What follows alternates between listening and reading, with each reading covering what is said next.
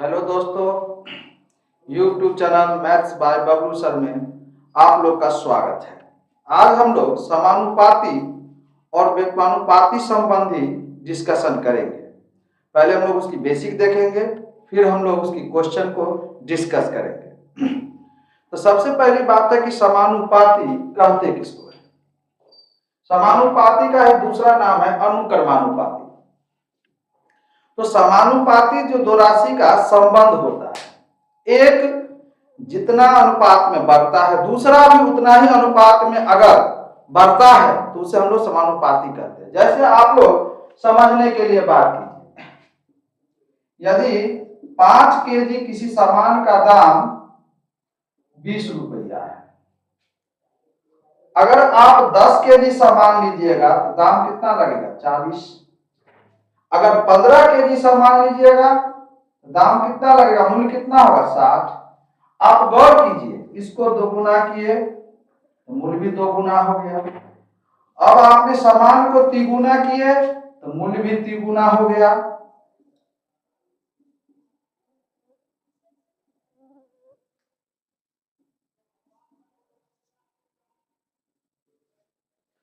समानुपाती समझ रहे हैं? अब जैसे देखिए, वजन को हमने दोगुना किए तो मूल्य भी दोगुना हो गया। अगर हमने वजन को तिगुना कर दिए तो क्या हो गया? मूल्य भी तिगुना हो गया। तो जब एक राशि जिस अनुपात में बढ़ता है उसी अनुपात में दूसरी राशि भी बढ़ता है तो उन दोनों राशियों को हम लोग सीधा समानुपाती कहते हैं या अनुक्रमानुपाती कहते हैं। सीधा समानुपाती का ही नाम है अनुक्रमानुपाती।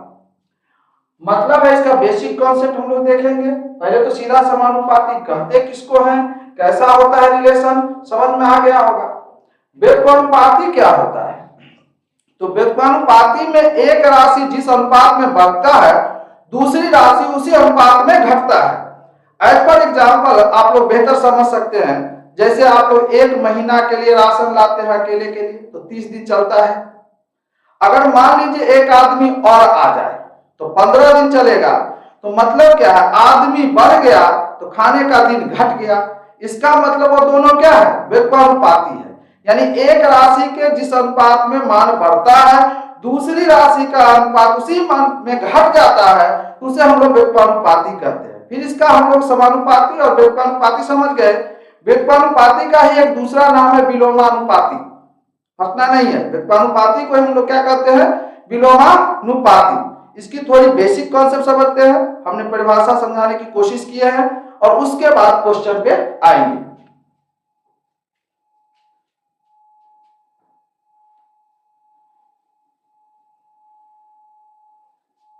व्युत्पानुपाती को एक और एग्जांपल से समझ लीजिए। जैसे एक आदमी है जिसकी भोजन, एक आदमी का भोजन 30 दिन का है।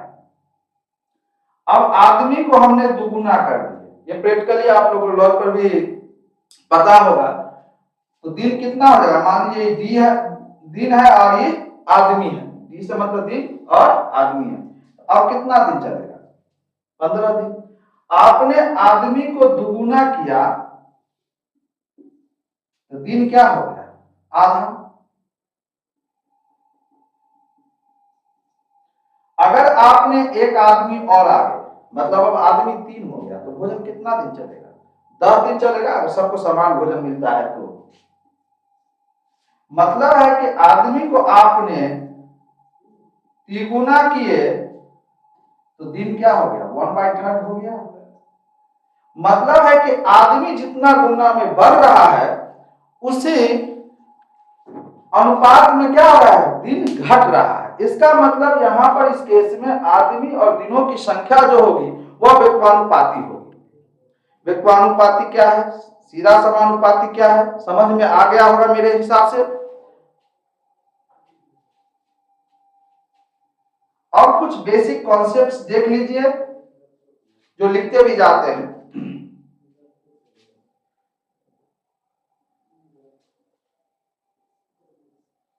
जब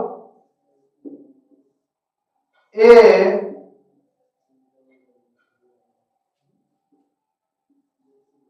बी का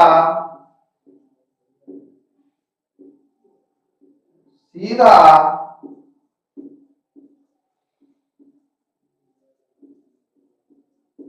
समानुपाती हो। सीधा समानुपाती का है या सिंपली कहीं कहीं समानुपाती रहेगा या सीधा समानुपाती का ही नाम है अनुक्रमानुपाती। तो गणितीय रूप में हम लोग इसको कैसे व्यक्त करेंगे? ए सीधा समानुपाती बी। अब यहां देखिए ये तो रिलेशन व्यक्त करने का है, भाषण में इसमें अनुपात हमेशा अचर होता है। तो जब भी इस संबंध को चिन्ह को हम हटाते हैं तो कोई ना कोई अचर लेते हैं। वो अचर वाकई में क्या होता है? राशि का अनुपात होता है। मतलब ये है, इसको हम लिख सकते हैं ए बराबर के बी, जहां के क्या है? समानुपाती नियतांक है, प्रोपोर्शनैलिटी कांस्टेंट है, भाषण में है।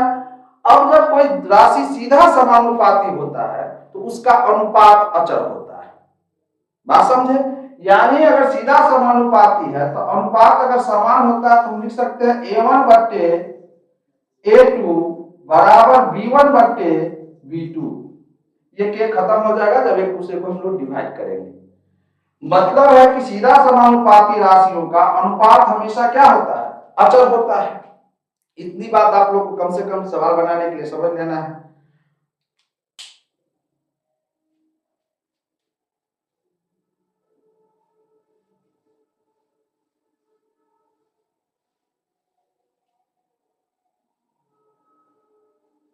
अब थोड़ी सी व्यक्तिगत का बेसिक कॉन्सेप्ट समझते हैं, तब सवाल पे डिस्कस करेंगे।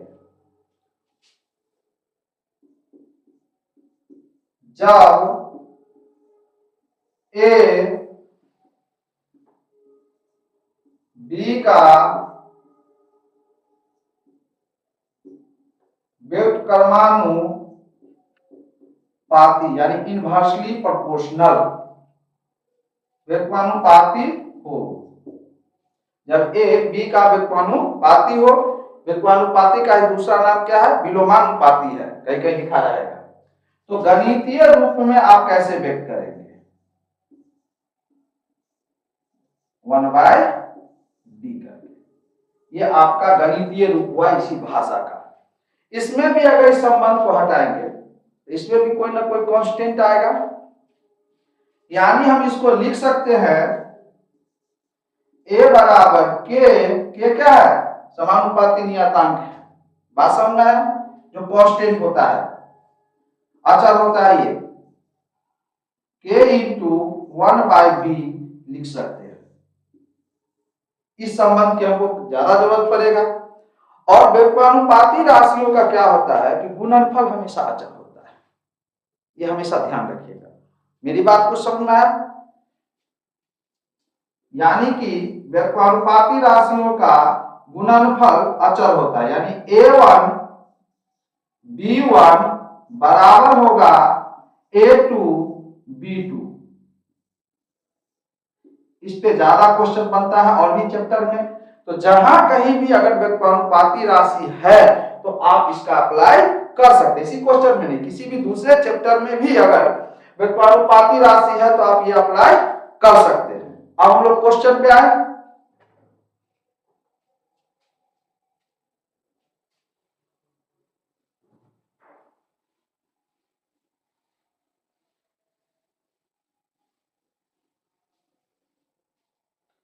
अब फर्स्ट क्वेश्चन का सॉल्यूशन देखिए कितना सरल है, लेकिन मूल बात हम समझा दिए हैं ताकि आसानी से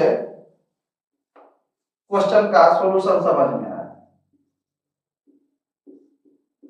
क्वेश्चन फर्स्ट, पहले यहां देखिए एक्स वाई के वर्ग के विलोमानुपाती है। एक्स वाई के वर्ग के, यानी रिलेशन जो हमको दिया हुआ है कि एक्स विलोमानुपाती है वाई स्क्वायर। ये रिलेशन समझ में आया? यहां तक की लाइन का मतलब समझ में आया कि एक्स वाई के वर्ग के विलोमानुपाती है। हमने ये रिलेशन लिख दिया। अब कह रहा है कि जब x बराबर 4 हो, y बराबर 3 हो, तो x का मान ज्ञात कीजिए जबकि y बराबर 6 हो। एक पार्ट ये है कि जब x बराबर 4 है तो y बराबर 3, दूसरी पार्ट का बात कर रहा है कि x का मान ज्ञात कीजिए जबकि y बराबर 6 हो, यानी एक अननोन है x। तो अब ये दोनों संबंध क्या है, व्युत्क्रमानुपाती है। तो व्युत्क्रमानुपाती राशियों का क्या बताया कि गुणनफल अचर होता है, यानी इसीलिए x1 y1 का होल स्क्वायर, क्योंकि यहां वर्ग का है, बराबर x2 y2 का होल स्क्वायर। ये वो स्क्वायर क्यों, क्योंकि वर्ग के विलोमानुपाती हम लोग को कह दिया था। अब इस केस से x का मान दे दीजिए, तो 4 गुने y का मान 3 है, तो 3 का स्क्वायर बराबर x2 हमको ज्ञात करना है x, तो x इंटू y का मान कितना है 6 है, तो 6 का स्क्वायर, यानी कि 3 3 9 36 बराबर x इंटू 36, यानी कि x बराबर आपका हो जाएगा 36/36, यानी करके कितना 1 आंसर। मेरे हिसाब से समझे होंगे, फिर दूसरी क्वेश्चन भी बताते हैं ताकि स्पष्ट हो जाए।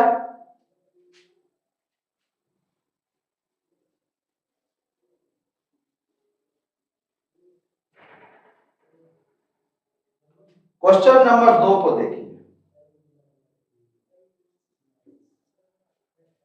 कहता है यदि चाल समय के वर्गमूल के व्युत्क्रमानुपाती हो, यानी यहां तक के रिलेशन हमको दिया हुआ है कि यदि चाल समय के वर्गमूल के व्युत्क्रमानुपाती हो, कहने का मतलब ये रिलेशन दिया है भी व्युत्क्रमानुपाती रूट अंडर टी फॉर समय भी फॉर चाल, यहां तक का संबंध हो गया। मतलब है व्युत्क्रमानुपाती है, इसका गुणनफल अचर होगा, यानी इसीलिए v1 रूट अंडर v1 गुने रूट अंडर t1, पहला पार्ट t है t1 है, बराबर v2 रूट अंडर t2। अब हम लोग को पोर्शन देखना है, कहता है तो 40 किलोमीटर प्रति घंटा की चाल से, यानी पहला केस का जो हमको चाल दिया है वह 40 किलोमीटर प्रति घंटा, ठीक है।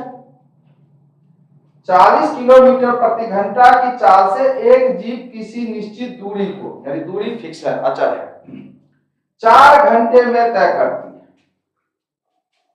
40 किलोमीटर की चाल से कितना में 4 घंटे में, तो t1 हो गया 4, बराबर दूसरा केस में क्या करता है, वह जीव 80 किलोमीटर प्रति घंटा की चाल से उसी दूरी को कितने समय में तय की करेगी, यानी कि चाल कितना दिया है 80, समय हम लोग को निकालना है, तो मान लिए t,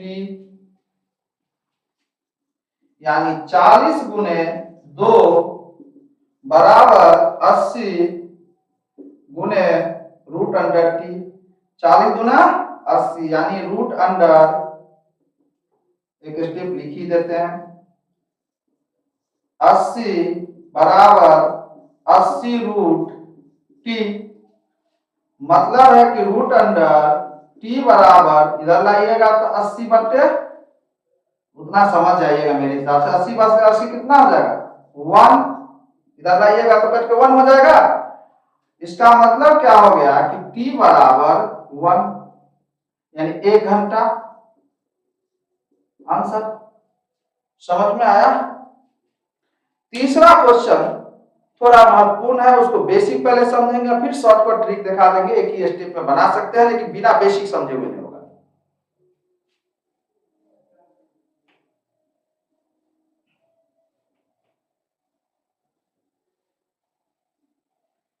तीसरा क्वेश्चन को पहले हम लोग बेसिक तरीका से समझेंगे, सॉल्व करेंगे और फिर दिखाएंगे कि कॉन्सेप्ट से आप फास्ट हो सकते हैं।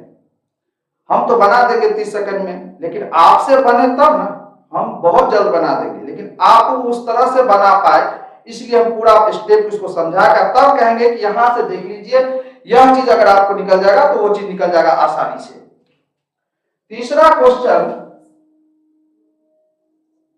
देखिए, किसी हीरे का मूल्य उसके भार के वर्ग के अनुक्रमानुपाती है। अनुक्रमानुपाती मतलब सीधा समानुपाती, यानी यहां तक के जो रिलेशन है, किसी हीरे का मूल्य उसके भार के वर्ग के अनुक्रमानुपाती है।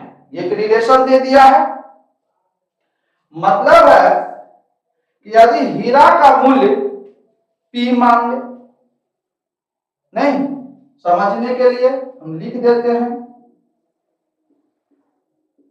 माना कि हीरा का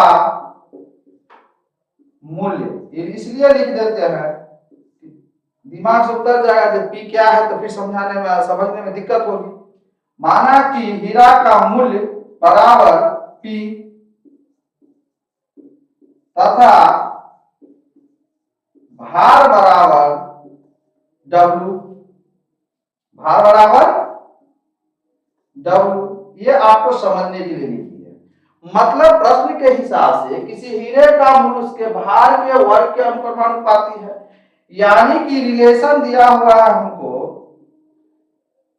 P सीधा समानुपाती या अनुक्रमानुपाती W का होल स्क्वायर। अगर हमने इसको बराबर के फॉर्म में लाना चाहे तो इसको हटाएंगे तो बराबर तो एक के देना होगा, यानी हीरा का मूल्य बराबर P बराबर के W स्क्वायर हो गया। यहां तक समझ में आ गया होगा। अब हम लोग क्वेश्चन के हिसाब से देखते हैं, यहां तक का समझ में आ गया रिलेशन। अब क्या कहता है, एक हीरे 4 टुकड़ों में इस प्रकार टूटा, यानी कोई हीरा था बड़ा सा जो 4 टुकड़ा में टूट गया, उनके भारों का अनुपात 1:2:3:4 है। अब कोई हीरा था जो टूट गया, यहां तक पहले समझ में आ चुका है।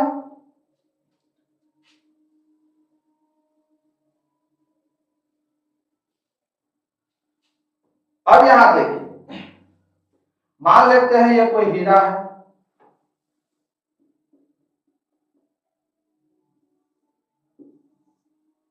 ये 4 पार्ट में टूट गया, जिसका अनुपात जो है थोड़ा सा बड़ा बनाते हैं ताकि अनुपात उसमें लिख दे तो समझाने में आसान रहेगा।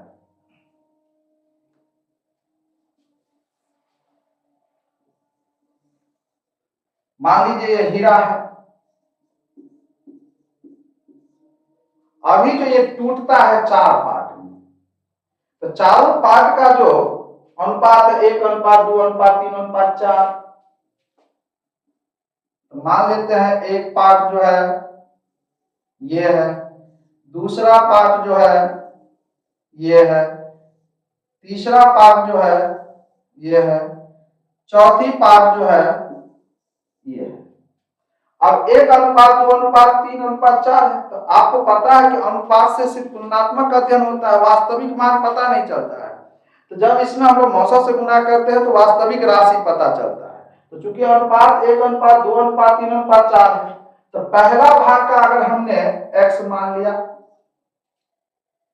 दूसरा 2 अनुपात है तो 2x, ये पहला पोर्शन, ये दूसरा टुकड़ा मान लिए, ये तीसरा मान लिए और ये चौथा मान लिए, तो ये कितना हो जाएगा 3x, चौथा कितना हो जाएगा 4x। मेरी बात समझ में आ रहा है। अब यह अगर इसको हम लोग W1 माने होते, क्योंकि हमको रिलेशन समझाना है, तो W1 पहला टुकड़ा को W1 बराबर x, दूसरा टुकड़ा को हम लोग W2 मान लेते हैं बराबर W2 बराबर 2x,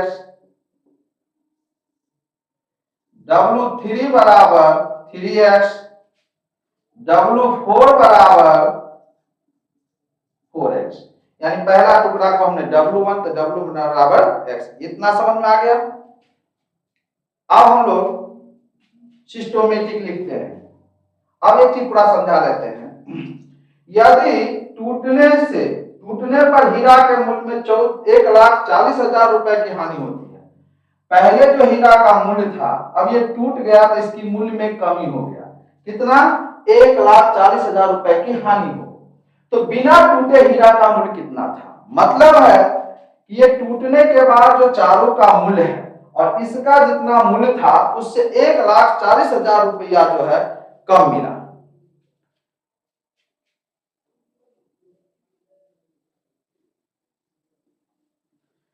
तो अभी टोटल हीरा का अगर भार हमने W मान लिया, तो अब हम लोगों को इस हीरा का मूल्य कितना है? P माने हैं, जिसका मान देंगे तो P बराबर इस चारों का मूल्य को माइनस कर दे, P1 plus P2 plus P3 और प्लस P4। P का मतलब क्या था? हीरे के मूल्य से, यानी यह टोटल जो पहले हीरा था उसका मूल्य है और यह टुकड़े का मूल्य है। जैसे पहला हीरा का मूल्य मान लीजिए P1 मान लिए, दूसरा का P2।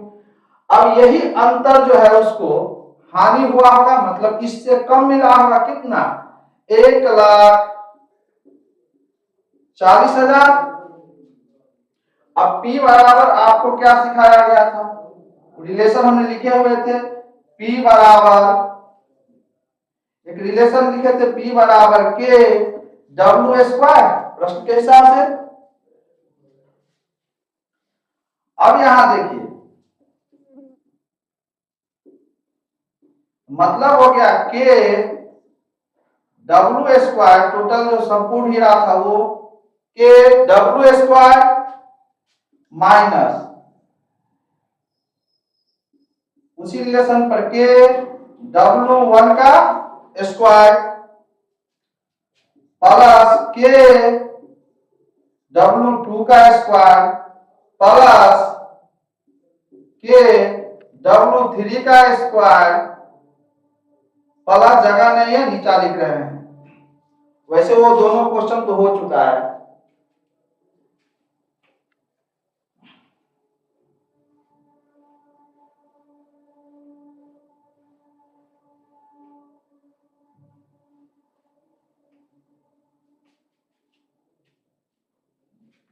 प्लस K W4 का होल स्क्वायर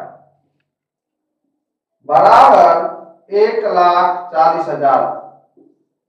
यहां तक किसी को दिक्कत नहीं। अब आपको W1 का मान कितना अभी बताए थे? x, इसका 2x, इसका 3x, इसका 4x।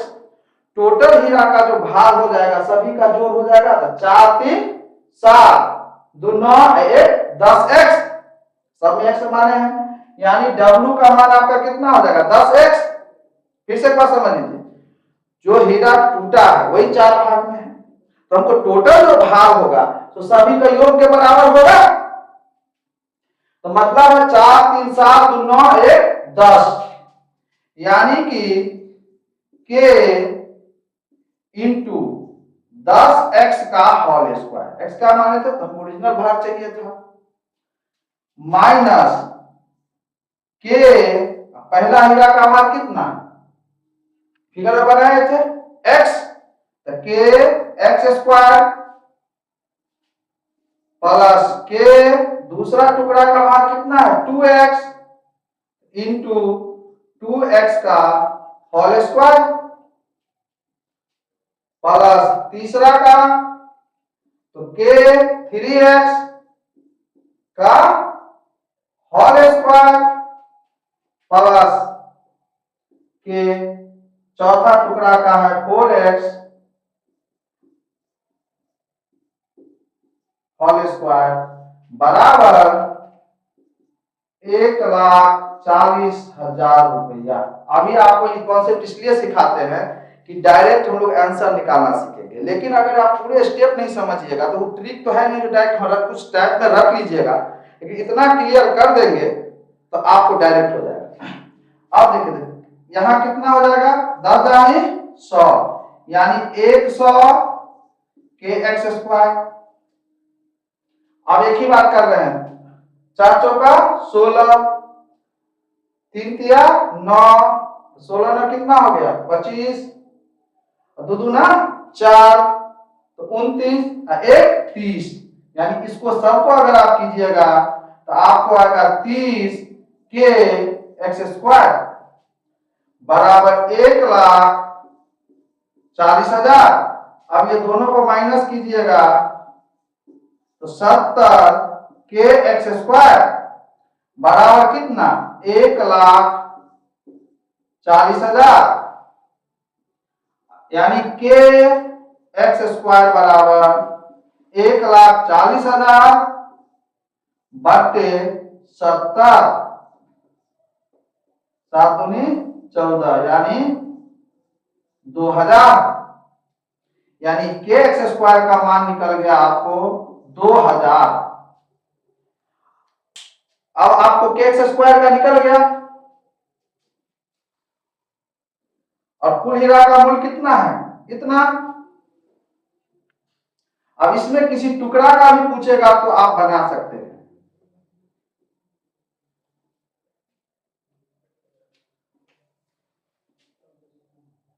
अब हीरा का अभीष्ट मूल्य 100 के एक्स स्क्वायर यहां भी निकाले थे। यानी 100 के एक्स स्क्वायर का मान कितना है 2000। यानी बिना टूटे हीरा का मूल्य जो होगा वो 2 लाख रुपया होगा। अब इसके बाद देखिए कि शॉर्टकट डायरेक्ट कैसे निकाल देंगे, लेकिन आप बात समझिएगा तब। इतना आपको हमने बेसिक क्लियर किया है। अब सवाल बनाने समय जब एग्जाम में बनाइएगा तो यह लॉजिक का प्रयोग कीजिएगा। यह था आपको जो समझाए, ताकि अब जो स्टेप लिखेंगे वो आप देखिए यानी टेक्निकल आप बनाएंगे, वो टर्म समझ में आ गया तब। अब हम लोग के एक्स स्क्वायर डायरेक्ट लिख देंगे 4 3 7 2 9 1 10, तो 10 का स्क्वायर कितना 100। हानि कितना हुआ है यानी डायरेक्ट लिख सकते हैं हीरा का अभीष्ट मूल्य। अब उतनी आपको स्टेप करने की जरूरत नहीं है। हम इसलिए सिखाए कि अगर मान लीजिए पहला टुकड़ा का पूछ देता, दूसरा टुकड़ा का पूछ देता, एक तो हम रटा भी देते, तो आप समझ गए कि हमारा के एक्स स्क्वायर क्या है, पर से उसी के पास से कर देंगे। आपको के एक्स स्क्वायर जो हमेशा आएगा तो हानि जितना है अंदर 1,40,000। अब सबको जोड़ दीजिए 4 3 7 2 9 1 10, 10 का स्क्वायर कितना हो गया 100 माइनस सबके स्क्वायर को जोड़ लीजिए तो 4 का वर्ग 16, 3 का वर्ग 9, तो 16 में 25, 2 का वर्ग 4 29 1 30 माइनस कर दीजिए 30 गुने कितना था कि 100 से मल्टीप्लाई कर दीजिए। बस आपको सवाल बनाने में इतना ही लिखना है। अगर मान लीजिए दूसरा टुकड़ा का पूछता तो चूंकि हमको मालूम है कि ये क्या है, उसके हिसाब से यहाँ पर मल्टीप्लाई हो जाता। तो 3 3 अगर दूसरा का पूछता 2 दूना 4, तीसरा का पूछता 3 3 9। यानी कि अब इस क्वेश्चन का काम हो चुका है 1,40,000 बटे 70 गुने 100। इसको काटिएगा तो 2000 आएगा बराबर 2 लाख रुपया। तो परीक्षा में आप सवाल इससे बनाएंगे। हम डायरेक्ट जो लिखते तो आप यही नहीं समझते कि सर 100 कहां से लाए 30 कहां से लाए, तो फिर आपको मुश्किल हो जाता। अभी रट भी लेते। अब आपको अगर मान लिया चौथा टुकड़ा का मूल्य पूछ देता तो यहां पर क्या हो जाता 4 चौका 16, 100 के जगह। अब किसी भी टुकड़ा का भी आपको पूछता है तो ये पोर्शन आपको समझ में आ चुका है, ऊपर से आप निकाल लेंगे। आप लोग कमेंट जरूर कीजिएगा। Thank you.